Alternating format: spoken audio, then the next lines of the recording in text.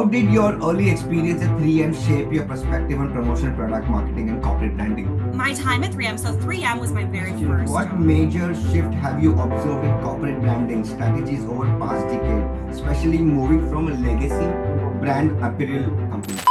We Yep. welcome you, Alyssa, today in today's podcast. Thank you so much for giving your time. Thank you for having me. How did your early experience at 3M shape your perspective on promotional product marketing and corporate branding? My time at 3M. So 3M was my very first job in the industry. So it was kind of a very foundational time for me. I learned so much about the industry itself, the people, the family of it. I think that everybody in our industry can relate when I say that it's almost like a big family, a very big, small family at the same time. So it really formed kind of my grasp on the industry, which was great. I feel like my time at 3M really kind of pushed me into the industry, which the industry that I love and call like a home today, essentially. But working within such a globally recognized brand also taught me like the power of consistency with the brand and how important that is, that every product and message and campaign was aligned. And I think starting at a company that is so globally recognized and their brand is so recognized really helped. Yeah, it really helped me get that idea of what corporate branding was and what it meant to brands worldwide, right? And then now at Lane 7, it's the same thing. It's not international or globally recognized like 3M is, but being in that smaller setting of a more like family owned company is so phenomenal. I think I'm very, very grateful that I have been able to experience a company like 3M. I've been at Raining Rose, I've been at Bella Canvas, and now here at Lane 7, it's kind of like full circle. It just feels kind of back like home. And everybody at Lane 7 really, really grasps what it means to be in the corporate branding world. Even in And your what that means website, to even on your customers. social media, I'm seeing what you guys are doing. Phenomenal job, guys. The Yeah, lane set material on the social media, the trends you guys have is amazing. absolutely. The second question, what major shift have you observed in corporate branding strategies over past decade, especially moving from a legacy to a brand apparel company? Yeah. So I think the biggest shift that I've seen is that brands are no longer speaking at their audience, they're speaking with their audience. And I think that that's huge for our world, right? Like you don't want to go into a customer and say, this is what you need to be doing. You need to focus on control and consistency within that brand and what they're doing. I think it's such an important aspect of our jobs in the corporate branding world is to make sure that we understand, this brand, a person's brand really has a lot of different things to it, right? Their values. It's not just their style, it's their values as well. And so you really need to make sure that they've changed over the years, right? And you really need to make sure that you're evolving with that and making Yes, of sure that you're course. speaking with your audience and not just at them.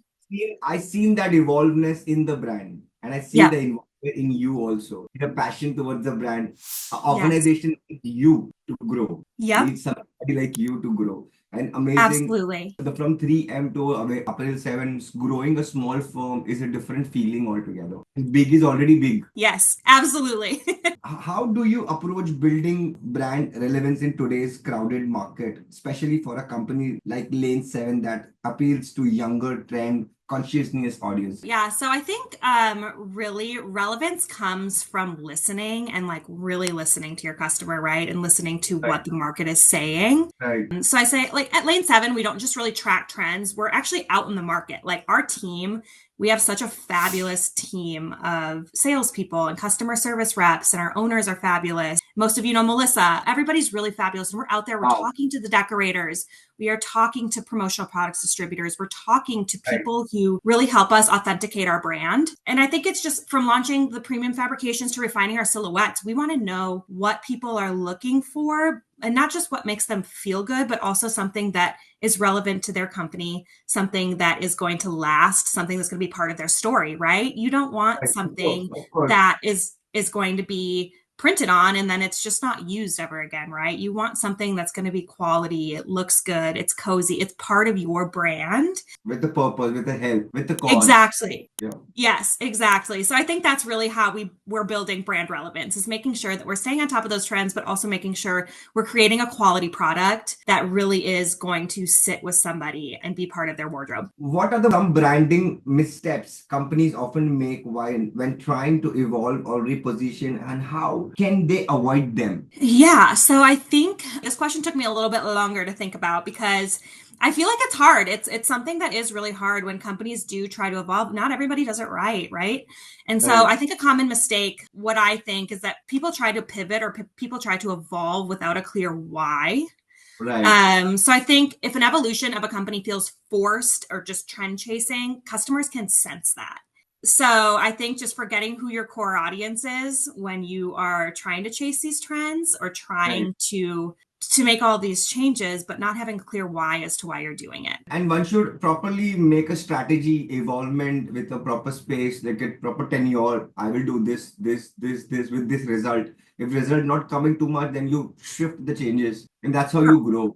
Is what. Absolutely. Well, what message would you like to give a podcast audience about staying authentic while navigating brand evaluation in a fast changing industry? I think that authenticity within yourself and within your brand isn't static. It evolves as you grow. And that's something that I think a lot about as I grow in my career, as I grow within the industry, but also as I grow with these brands, right? And I'm Yeah. excited to see as Lane 7 grows and grows and grows, how we stay authentic to our customers, how we keep getting in front of them, making sure we're listening to them. And I think that's it. I think as evolve as you grow, and as long as you're staying authentic to yourself and to your brand, you're gonna move mountains. So Of course, and yeah, something which is very important, rightly you said, one should adapt. Whoever listening this podcast today should understand what he's saying, and if he follows it, he will really reach somewhere. If he look at things from your views, your yeah, perspective, sure he'll grow. Because absolutely. somebody is growing small business to big business. There are a lot of things to learn from you today. Thank you so Absolutely. much. Thank you. And if anybody wants to get in touch with you, wants to place an order, or wants to take a corporate branding advice from you, what's the best email address that one can get in touch with you? So my email is Alyssa